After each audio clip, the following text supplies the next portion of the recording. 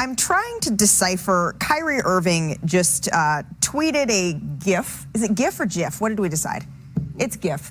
Of a bird flying out of a cage. This is the level that we are at right now. So let's just set that aside for one hot second. And Dave, what progress has actually been made toward a marriage between Kyrie and the Lakers?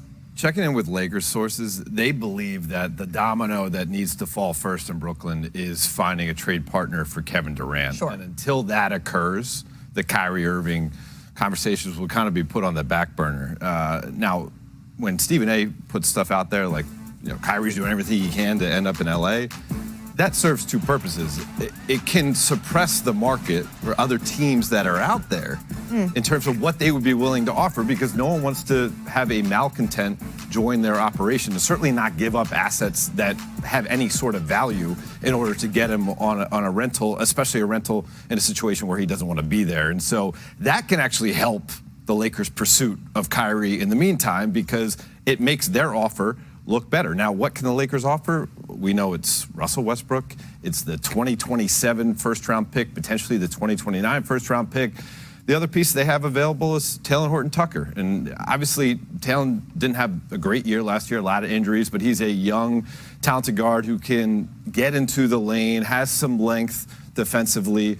And if you are a Brooklyn team going into a rebuild, that can have some value there, and perhaps it could lead to a bigger type of deal where the Lakers not only get a guy like Kyrie Irving, but what about Joe Harris? Lakers need some shooters, right? And Joe Harris has his own injury. That would change the game. Yeah, has his own injury problems right now, but when healthy, this guy who hits some shots. What do you think of that, Rich? No, I like it. We know what the Lakers need, and what they didn't have LeBron James's first year, and what they didn't, and then they won it in 2020. Their first year, they didn't have shooting. They had a ton of talent, a bunch of young players, but they didn't have shooting. Next year, they get Anthony Davis. They add some shooting. They add some pieces. Guys develop, like Alex Caruso came out of nowhere, Kyle Kuzma. So they needed those athletic wings. That's what they've brought in. They've brought in some kind of utility guys. And now, if you can add in a guy that can actually shoot, and it's not even just the ability to knock down a shot, it's just the fear of it. Yep. They need the fear of it, and that's what they were missing last year with Russell Westbrook. And in that pick and roll with AD, they're like, hey, we're going to stay close to AD, blah, blah, blah. And even AD struggled to shoot. So adding any threat of shooting on that team, I think, goes a long way. Plus, Darvin runs a 4-out system. You can't run a 4-out system unless you have shooters. It just won't work. Yeah, and we saw that in Milwaukee. Surrounding LeBron with shooters. Has any team thought of this yet in LeBron's career? Look, the KD angle is big because if whatever Brooklyn does with Durant involves DeAndre Ayton getting signed and traded to them, or any player getting signed and traded to them, they need to cut a lot of money to get under the hard cap, which you're not allowed to go over if you get a guy in a sign and trade.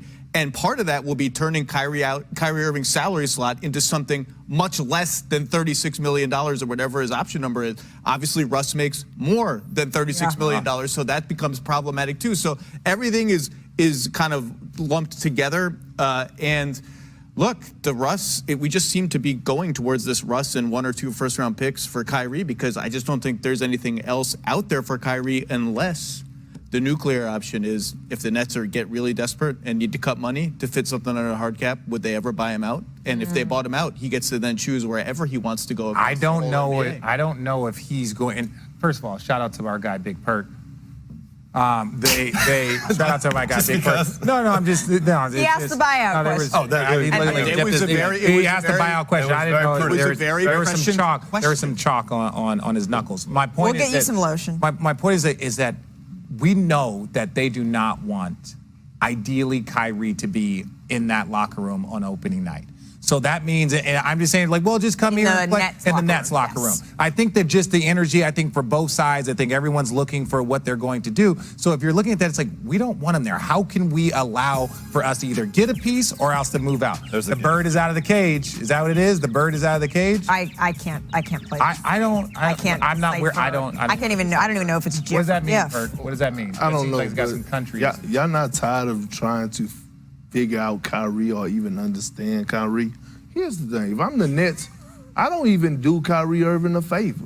Like, I trade Kyrie Irving wherever the hell I want to trade him. Who's ever going to give me the best piece back that's going to benefit us? I I feel like the Brooklyn Nets, they could work hand in hand with Kevin Durant. They don't have to do that with Kyrie.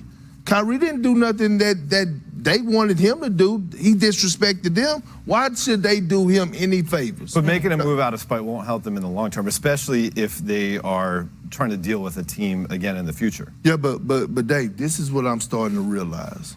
I'm looking at the overall picture, and owners are getting tired. Okay, we looked at the Ben Simmons situation last year. We saw the Philadelphia 76ers and the ownership group. They stood firm and they stood on what they believed in. We watched this. We watching this happen right now. Never in our wildest dreams. The ownership group and Sean Marks, they're not begging KD to stay. That's crazy, right? We're talking about arguably the best player in the league. And they said, oh, we're going to just grant you your wish. What goes to tell me is that the owners around the league are talking, and they're about to start making a stance, because guess what else is coming up? The CBA. But we saw this coming way long time ago, and owners are starting to get tired of players that are getting paid top dollars, and all of a sudden, guys like Kyrie Irving, guys like James Harden, guys like Ben Simmons is about to mess it up for the young Are we not going to generation. include Kevin Durant in that? How? I've been saying he asked for a trade. Yeah, but he showed up, man. Like, that's a whole difference. But so did, but no, but 48 minutes against the Bucks, he but so played. did James Yeah. Harden. So did James Harden in Houston. James Harden showed up. James Harden showed up. No. But it was Yeah. how James Harden showed up late in training camp. It was it's not what you but do. I'm It's talking how about you over the do course it. over the course of his I time in agree. Houston. He I did agree. everything. But we that gotta they go to asked we him gotta to. go to Bucks. Oh yeah, you don't want to argue that obvious incorrection. I'm just- Today.